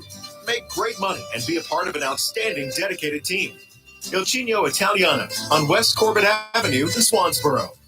The best deal for the grill is at Jones LP Gas and Oil Company each Friday. Every Friday from 8 a.m. till closing at 5, Jones LP Gas and Oil Company will fill your 20-pound LP gas grill cylinder for only $11. You heard that right. Each Friday till closing, you can have your 20-pound LP gas cylinder filled for only $11 at Jones Gas and Oil Company, 3881 Wilmington Highway in heart of Verona. In addition to saving money on your LP gas for the grill, Jones Gas and Oil is your full-service gas and oil company serving residential, commercial, and agricultural gas and oil needs, as well as gas appliances, LP replacement parts, fill cylinders, and tankless water heaters, and they offer a 10% military discount on installation. Remember to get that cylinder filled every Friday until closing for only $11. Jones Gas and Oil Company, 3881 the Old Wilmington Highway, Verona. Phone 910-346-6384. It's live and local real talk on Freedom 97.1 WSME. Marine Forecast is brought to you by as a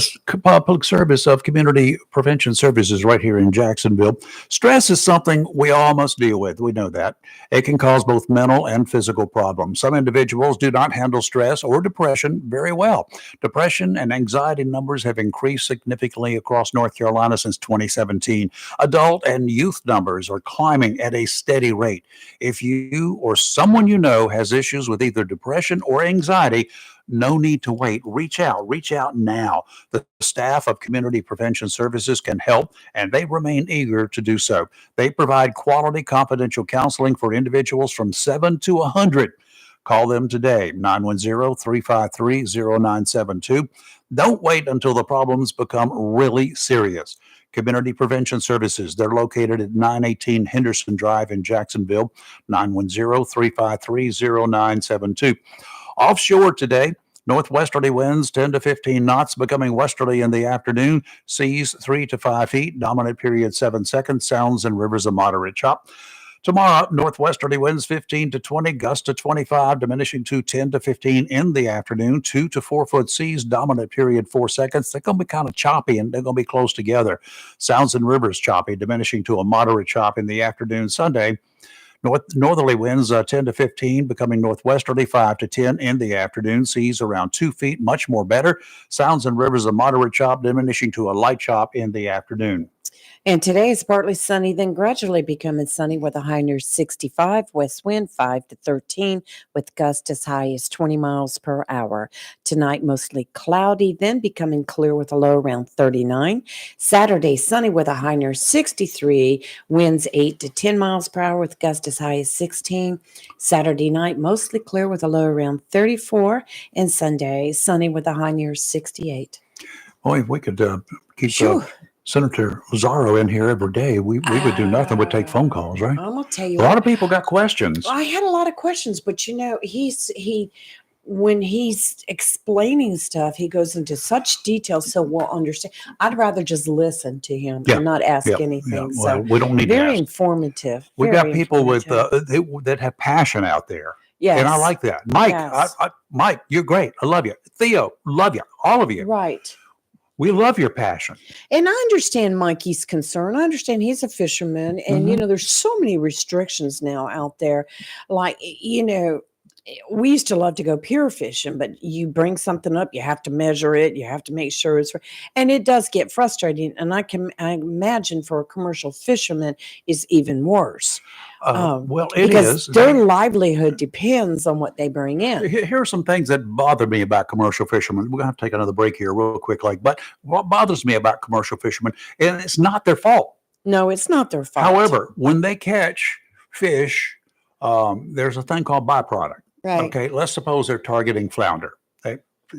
Flounder is legal for them. They're targeting flounder. Leave the flounder They go in alone. and check their debts, and there are redfish in there. Well, they can keep redfish, a byproduct of redfish, as long as they meet that 17-inch to 18-inch to 27-inch length. Right. If they're bigger than 27, they can't keep them. If they're It's crazy. smaller than Right. 18, they can't keep them. And here's the problem. Suppose they're dead. And you've just thrown some fish back to be gator bait. And that's all. Yes, you're feeding the gators, and that's illegal, by the way. Not just kidding, but about that part, you can't go intentionally feeding Right. alligators. But it's a waste. It's a waste of 2 fish. Well, Suppose it was 17 inches. Fine. That's still a viable fish to eat. No, it's not going to do anybody any good to chunk it overboard. And it should go against his catch, against his trip. well, what are ticket. you going to do though? Keep that dead fish and get a ticket for it being That's why I'm saying the law needs to understand I that, yes, agree they with can you. keep, if they want to keep 2 28-inch redfish that they have caught right, because the fish is dead, right. keep it. But it goes against your quota. There's a certain limit that you can keep, period. Right. But that should count against your limit. But I do agree with you bringing up the fact that the commissioner of the Marines fishery, I guess that would, Yeah. he's appointed by the governor. And so are all of the commissioners that sit on Yes, that board. and- They are approved by the governor. Right. They're suggested by other people, but they're approved by the governor. The governor doesn't like you. You're not a Democrat or a Right. Republican. If there's a Republican in office, you don't get the job. And we've only had one Republican governor out of the last 32 years. He and was that a was for only 4 years. do nothing governor simply because that bathroom bill That was bathroom used bill killed to him, kill yeah. him, and he was absolutely Right. ineffective. He was a That was good Pat man. McCrory. Yeah. Oh, I like He him. was a good man, could have been a great governor. But the bathroom bill killed him. The Democrat radicals took advantage of that opportunity. They started it in Charlotte, and Charlotte did it just to get it done statewide. Right. That's the bottom line. You're live and local, Real Talk Freedom 97.1, 1120 AM WSME.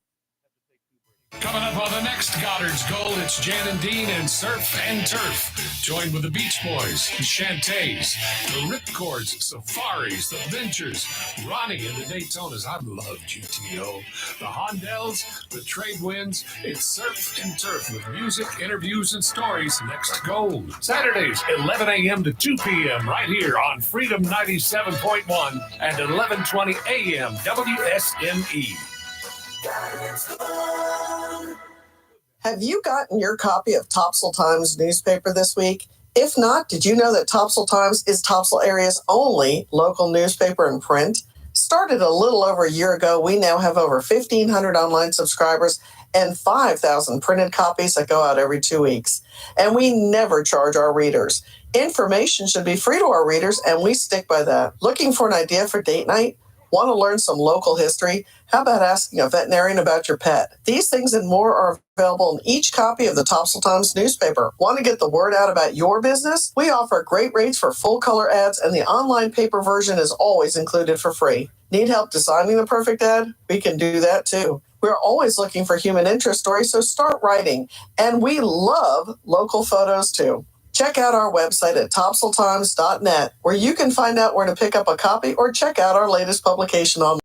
If you plan to rebuild, remodel, repair, or do cottage or home improvement, Williams Hardware, 3011B Bridges Street, Morris City, should be your first stop. Williams Hardware carries power tools and equipment, chains and fasteners, plumbing and electrical supplies, along with Gerber, Buck, and Case knives. Williams Hardware is your helpful, handy hardware store. Williams Hardware cuts glass to size and cuts and threads pipe. When the chores are done and the cleanup is finished, light up that Wilmington grill from Williams Hardware. Williams Hardware, 3011B Bridges Street, Morris City. Open Monday through Saturday from 7:30 till 6 p.m. and Sundays for your convenience, noon till 5. Phone Williams Hardware, 252-726-7158. Hello, shoppers. Take advantage of these specials and many, many more at your locally owned and operated Piggly Wiggly store, down home, down the street, where good things cost less. Main Street, Maysville. Fresh ground chuck, 10 pounds or more, $2.99 a pound. Certified Angus beef family pack T-bone steaks, just $11.99 a pound. Boneless chuck roast, $5.79 a pound. St. Louis style pork ribs, just $2.49 a pound. Prairie Fresh whole Boston butt, $1.49 a pound. Spring Mountain Farms whole chicken, $1.59 a pound. Prairie Fresh prime pork tenderloin, $5.99 each. Butterball ground 16-ounce package, $3.99. Red Seedless grapes, only 99 cents a pound. North Carolina grown fresh strawberries, 1 pound package, $2.99. Russet potatoes, great for baking, only $2.99 a bag. Select varieties, Western apples, $2.99. 1 pound bag, crisp snap beans, $1.99 a pound. Delicious tropical mangoes, 2 for $5. And two 2-liter Coke products, just $4. Make sure you ask about Pig Perks and join the Pig Rewards program today to save money. That's your locally owned and operated Piggly Wiggly store, down home, down the street, where good things cost less. Main Street, downtown Maysville. Remember, say big with the pig.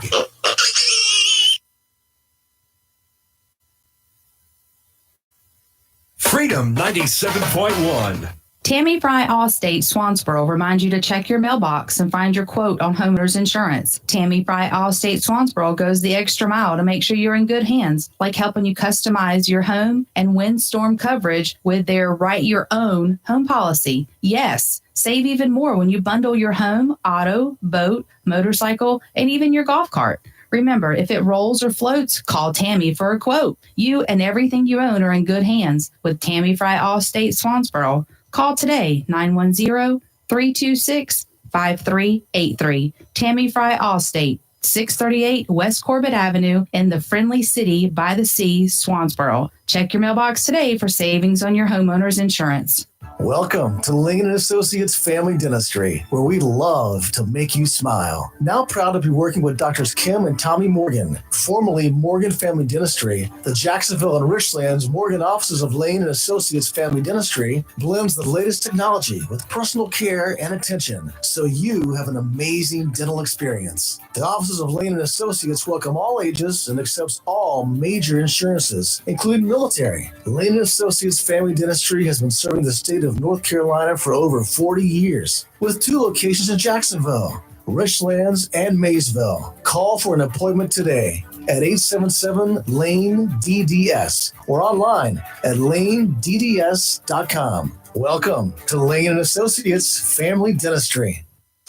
If your plans include hitting the road this year to do some traveling, make sure a visit to Silent Service Center is on your to-do list. Travel safety starts with the tires on your vehicle, and a visit to Silent Service Center will give you peace of mind with the best value in all name brand tires and the largest selection of used tires in this area. In addition to quality tires, Silent Service Center is a North Carolina inspection station and does complete brake service, oil changes, and alignment service. Silent Service Center, 1707 Lejeune Boulevard, Jacksonville, and 108 West Main Street, Havelock. Phone 910-353-4760. It's live and local. Real talk on Freedom 97.1 WSME. Okie dokie. Wrapping up here today, for the next 8 minutes or so. And interesting, we did have somebody to come in during the last few minutes here. One of my neighbors, he walks the streets out here. Yes, Mr. Pelletier, fine Yeah, gentleman. Jerry Pelletier lives just down the block from me. He walks this neighborhood on a regular basis. That's one of the reasons. He's 95 years old. Recently celebrated his 95th He birthday. looks good, Looking too. good. Looking good Tell out you, there. I mean, it's got more energy than me. Coming up right after the Fox News break at the top of the hour, we've got Sports Talk with Chris Rayner. Yes, And we do. And today's special guest is Marisa Reeder. Marisa. From the Jacksonville Onslow Sports Commission, going to be in the studio to talk about their upcoming Hall of Fame award ceremony and a boxing event that's upcoming. A boxing event. Then they're We need going to to have go. a boxing event here. You need to go downtown for the second half of this show because it's going to be all about North Carolina State Wolfpack. Go State. Co-host Robert Harley joins in to talk about the yeah. Pack's upcoming quest for the national championship that's, this weekend in the Final Four. The semifinal phase of it is tomorrow night. Yes, and they'll have a lot of people calling in wishing the Pack well. So go Pack. Ball cap right here says Go North Pack. Carolina State. Doesn't belong to me. Belongs to my Yes. daughter, but If I she can find a loaned it state to shirt, me. and if they She win, loaned I'll it to wear me. it. I'll wear it.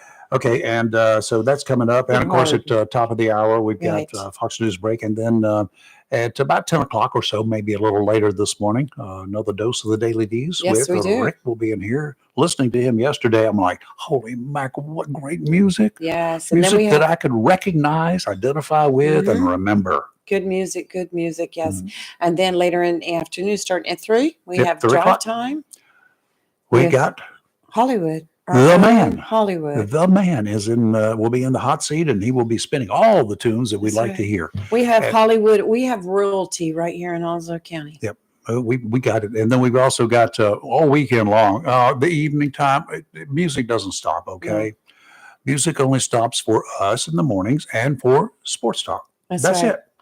The other 17, 22 hours a day during most days of the week, and then the rest of it is all music, except for sports talk for an hour. So that's good. In Y'all- Hollywood, when he does his drive time now, his afternoon drive time, Yep. and once in a while putting out an important message. So Yes, he does. He does if you're that too. coming home from work, make sure you dial into 97.1. And yeah, he will. If there's any breaking in events, any events or something that he's getting, sometimes we will shuffle some stuff off to him that we hear about. That's right. So That's if it's right. breaking, stay tuned for that.